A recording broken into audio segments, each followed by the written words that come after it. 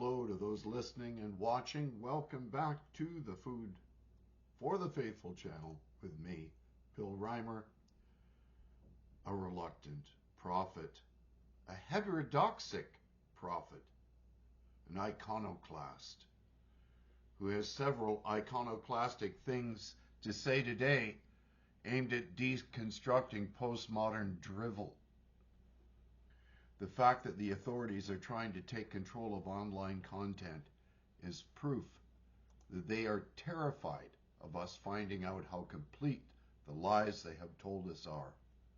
Obviously, there is a pattern to the controlling behavior being employed by our governing elite. They aim to negate and silence any reasonable argument which questions the validity of their exercise of arbitrary, illiberal power. Several tools are being employed aimed at deliberately deconstructing rational and factual arguments. Their goal is to silence all criticism which could expose the fallacies being used to support their position. Remember that they will use dialectics in order to justify combining beliefs which on the surface may seem to be incoherent or contradictory. This is where dialectical synthesis comes into play to resolve these conflicts. Enter postmodern literary criticism, which has been synthesized with cultural Marxist critical theory, woke, diversity, equity, and inclusivity, sexual identity politics, climate catastrophizing, and pathogen scares to create the compelled speech necessary to force their radical agenda on an unsuspecting public. So today, I asked Bing AI the following: how much has postmodern literary criticism affected modern social discourse? It replied, "That is a very interesting question. Postmodern literary criticism is a branch of literary theory that challenges the assumptions and methods of modernism, especially those based on Enlightenment rationality, universal truth, and objective reality. Postmodern literary critics often use techniques such as deconstruction, intertextuality, parody, irony, and metafiction to analyze and interpret literary texts, as well as other cultural phenomena. Postmodern literary criticism has had an impact on modern social discourse, both positively and negatively. On the positive side, postmodern literary criticism has opened up new perspectives and possibilities for understanding and appreciating the diversity and complexity of human experience, culture, and identity.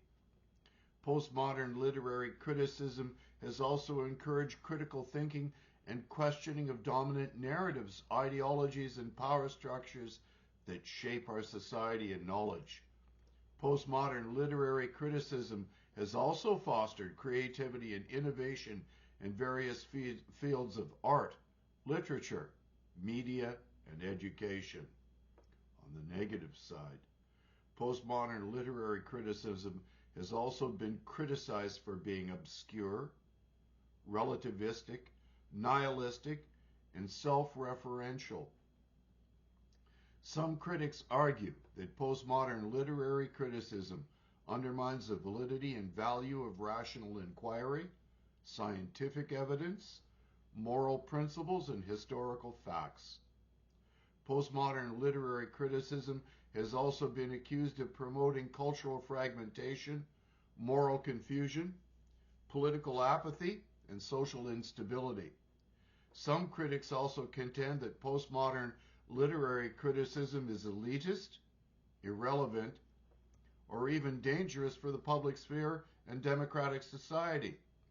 As you can see, postmodern literary criticism has a profound and controversial influence on modern social discourse. It is not easy to measure or evaluate its effects objectively, as different people may have different opinions and experiences of postmodernism. However, I hope this answer gives you some insight into the main arguments and issues surrounding postmodern literary criticism.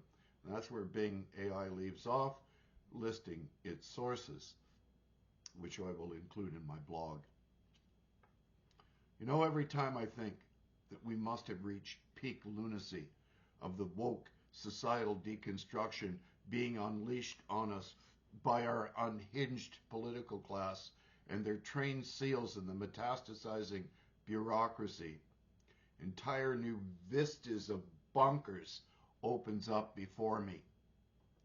I'm reminded of the 12-step adage that any time a family member of an addict thinks that their addicted loved one must have hit rock bottom due to the sheer insanity of their latest ruinous escapade, the bottomless pit of their ongoing self-destructive behavior will offer proof that there is no low to which they will not go.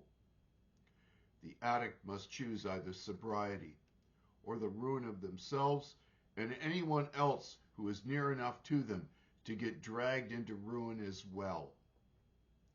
This is my conclusion concerning our illiberal and authoritarian political class who are so addicted to power that either they will choose to receive treatment for their insatiable lust for ever greater control over us, or they will drag all of us into the abyss right along with them. I prefer to think of myself as a heterodox who challenges the irrational and divisive prevailing views of my time, since they lack ethical, epistemological, and ontological validity. In this regard, I'm following in the footsteps of my dissenting, iconoclastic ancestors who detested the mummery of the high church orthodoxy of their day. Today's orthodoxy, however, is far worse than it was in the 1800s, since it is incapable of defining the differences between men and women while promoting intersectional victimhood as though it were a virtue. I choose not to enable their addictions. I will not provide them with the cocaine of my consent or the crack of my compliance. Let them put that in their pipes and smoke it. No, just say no. So you can see they have tools that they're using to deconstruct rational argument.